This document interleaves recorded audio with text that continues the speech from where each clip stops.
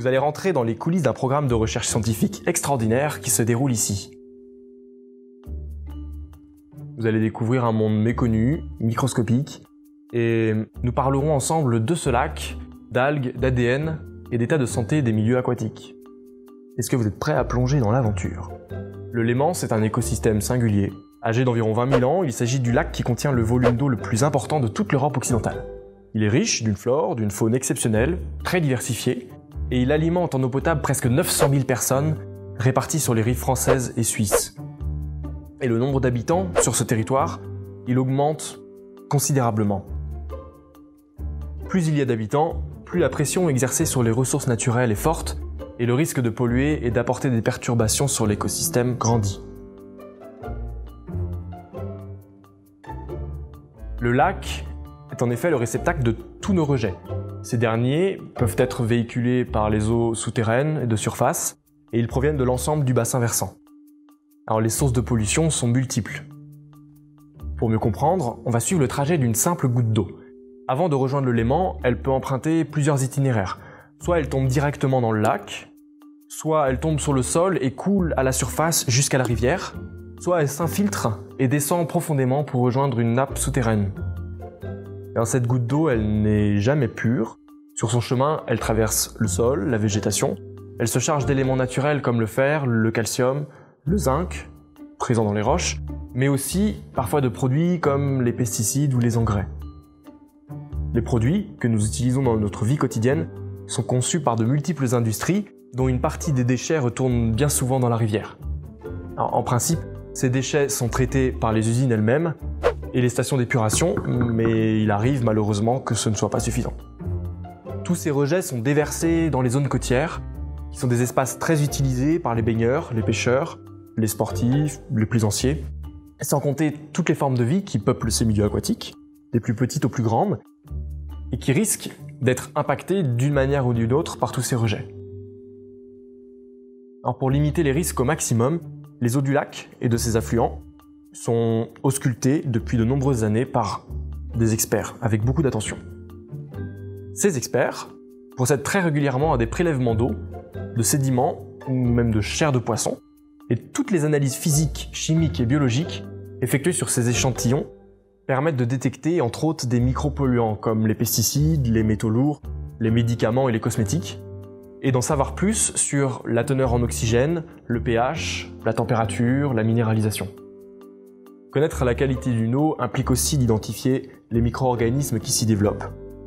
Il existe une directive européenne qui demande aux États d'évaluer la qualité de leurs eaux au moyen d'espèces dites bioindicatrices, comme les diatomées.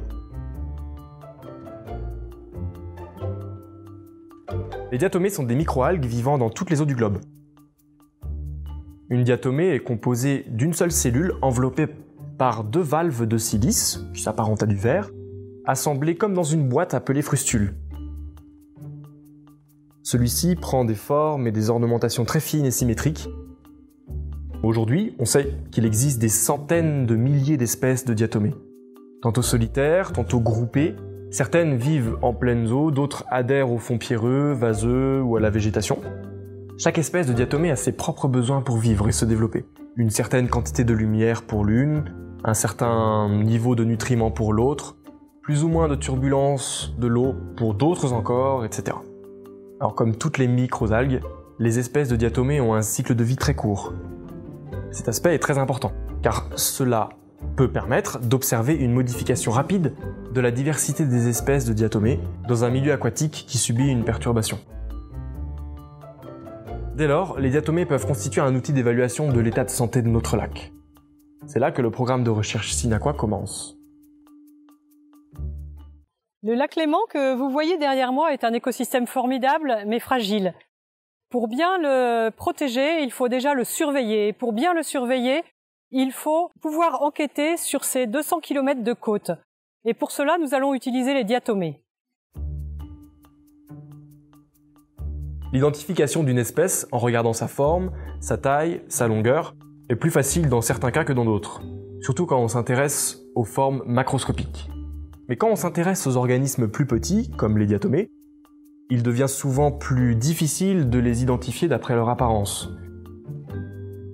Alors heureusement, les chercheurs, ils ont plus d'un tour dans leur sac.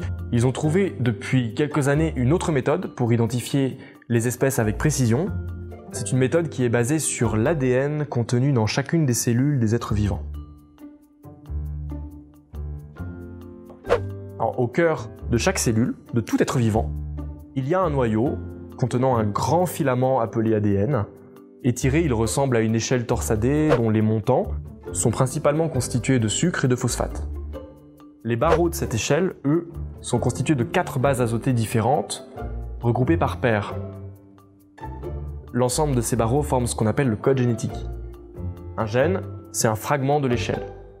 L'ADN comporte donc un ensemble de gènes qui donnent des informations codées, des instructions chimiques dont le rôle est de développer et de faire fonctionner l'organisme.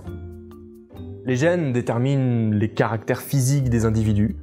Ainsi, dans notre ADN, nous avons des gènes qui codent par exemple pour la couleur de nos yeux, de nos cheveux, de notre groupe sanguin.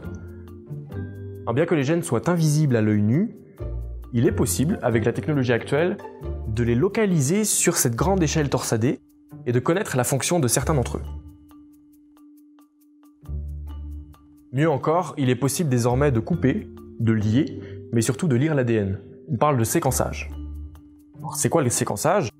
Aujourd'hui, il y a des milliers d'espèces qui sont référencées d'après un code-barre génétique, différent pour chacune d'entre elles. Ce code-barre est situé sur un fragment de l'ADN. Et le séquençage, c'est la technique qui permet de trouver ce code-barre et de le lire. C'est une technique qui permet de différencier une espèce de diatomée d'une autre, même si elle lui ressemble énormément sous le microscope.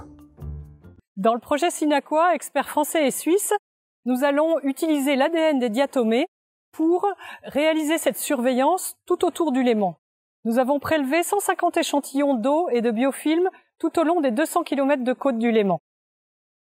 De retour au laboratoire, la qualité des échantillons d'eau a été analysée par des chimistes et les diatomées ont été identifiées par séquençage de leur ADN. En croisant toutes les données récoltées, une note de qualité écologique sera attribuée à chacun des 150 points de prélèvement. Ces notes de qualité vont intéresser en premier lieu les acteurs du territoire autour du Léman et leur permettre de mieux préserver le littoral en agissant sur les pressions qui s'y exercent. Plus largement, cet outil ADN testé sur le Léman pourra être progressivement normalisé et utilisé pour la surveillance des milieux aquatiques à travers toute l'Europe. Le programme SYNAQUA, c'est un bel exemple de ce que la science et ses avancées nous apportent pour mieux préserver notre environnement. En prélevant plus que nécessaire et en dégradant la qualité de nos lacs, ce sont toutes les formes de vie qui sont impactées.